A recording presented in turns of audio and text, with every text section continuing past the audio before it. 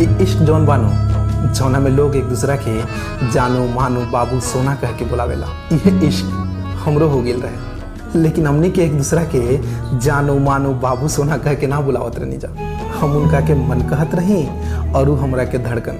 हमनी के इश्क करे के जज्बात ही अलग रहे। सवेरे उठते ही गुड मॉर्निंग और रात के सूते के बेरा गुड नाइट, जैसे ये एगो परंपरा ही हो गई लोग के। पार्टी में जाए खातिर कपड़ा तो हम पहनत रही, लेकिन ओकर कलर और कपड़ा ऊ पसंद करत रही। इस शरीर तो हमार रहे, लेकिन इनमें बसे वाला प्राण उनकर रहे। इश्क इतना गहरा रहे कि जैसे बरसात के मौसम में बरखे वाला बरखा हम रही तब बादल ऊ रहली।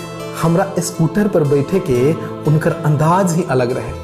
अगर हमरा कुछ हो जात रहे तो हम तो एकदम शांत हो जात रही, लेकिन उनकर दिल तड़प जात रहे।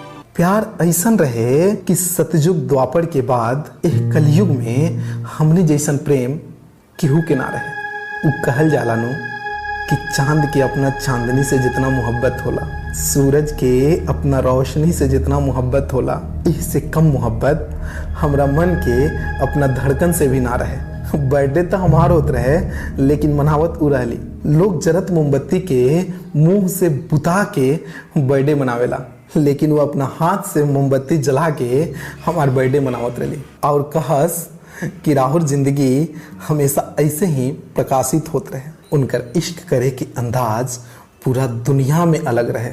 वो हमार मन रहली और हम उनकर धड़कन।